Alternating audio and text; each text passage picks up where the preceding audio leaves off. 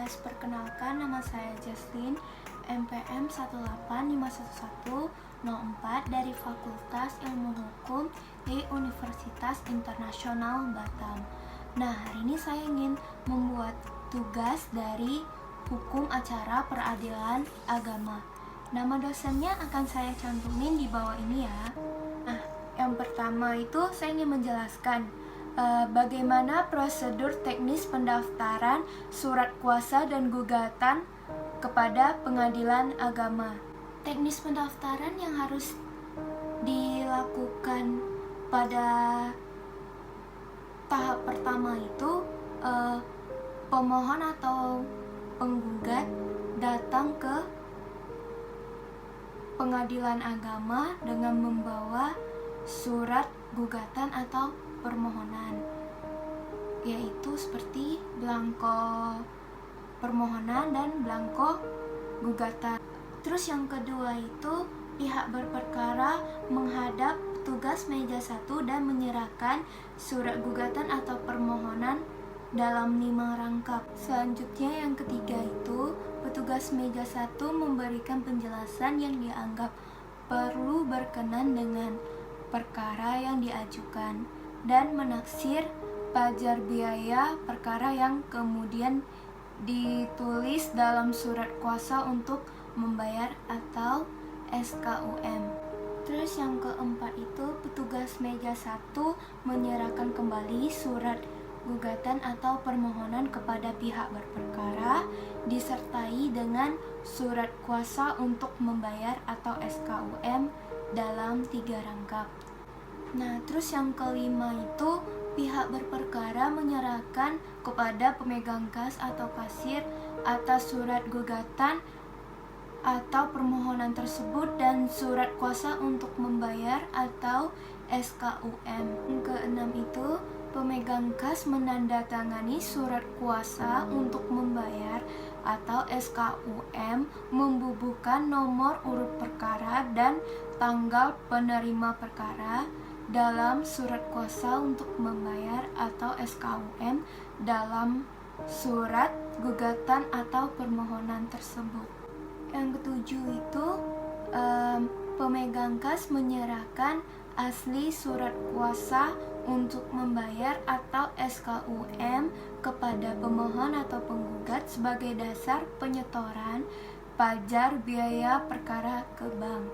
Yang kedelapan itu pihak berperkara mengisi data slip penyetoran untuk membayar ke bank yang telah dituju dan menyerahkan slip bank yang telah diisi lalu menyetor uang sebesar yang tertera kepada teller bank.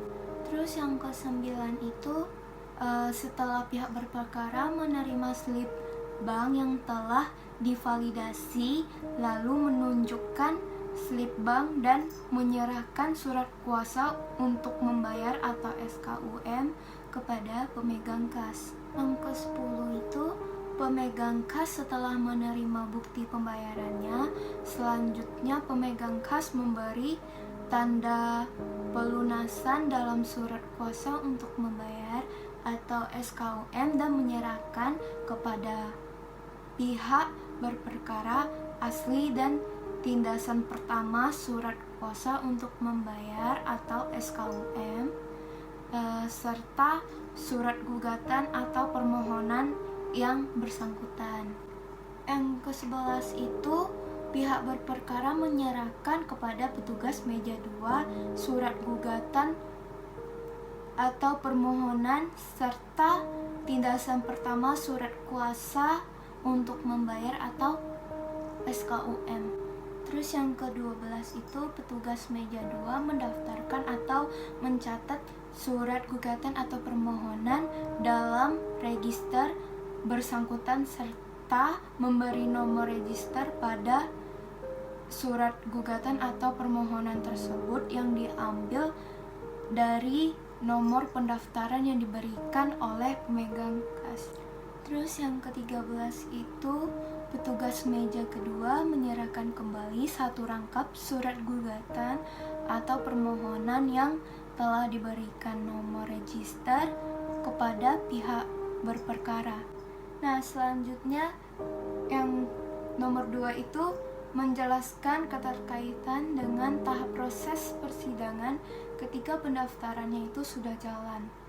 Nah, setelah pendaftaran sudah selesai berjalan, maka yang pertama harus dilakukan itu perkara yang didaftarkan di pengadilan agama oleh pihak berperkara. Selanjutnya tinggal menunggu panggilan sidang dari jurusita atau jurusita pengganti yang dilakukan itu sekurang-kurang 3 hari sebelum sidang disampaikan kepada pihak bersangkutan yang ditetapkan susunan majelis hakim atau PMH dan hari sidang pemeriksaan perkaranya atau PHS.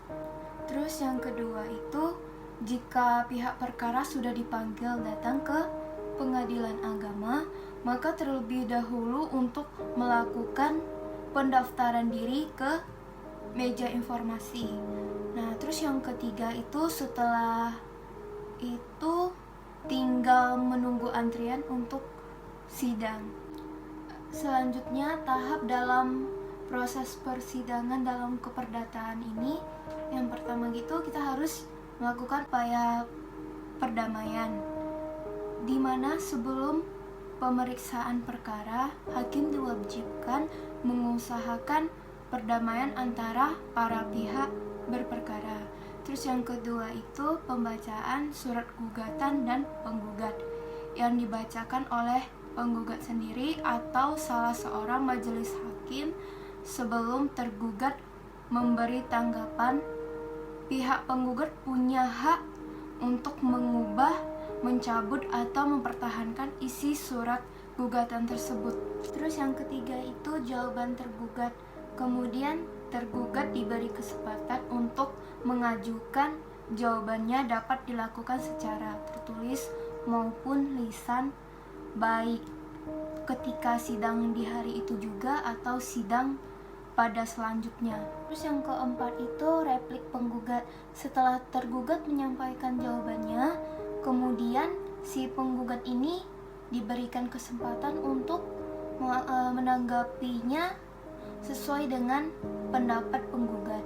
Yang kelima itu duplik tergugat. Setelah penggugat menyampaikan repliknya, kemudian tergugat ini diberikan kesempatan juga untuk menanggapi atau menyampaikan dupliknya. Terus yang keenam itu pembuktian, di mana penggugat dan tergugat ini diberikan kesempatan yang sama untuk mengajukan bukti surat maupun saksi-saksi yang ada. Yang ketujuh ini kesimpulan para pihak. Kesimpulan dari hasil pemeriksaan selama sidang berlangsung menurut pandangan masing-masing. Terus yang kedelapan itu musyawarah majelis hakim, di mana rapat permusyawarahan majelis hakim ini yang bersifat rahasia, apakah dikabulkan apa enggak gitu. Yang kesembilan itu adalah putusan hakim, di mana setelah selesai musyawarah majelis hakim ini sesuai dengan jadwal sidang, itu pada tahap ini dibacakan putusan majelis hakim.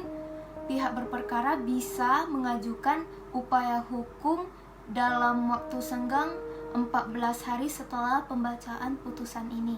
Sekian dari video saya hari ini. Mohon maaf jika ada salah penyampaian, dan semoga ilmu yang saya berikan hari ini bermanfaat.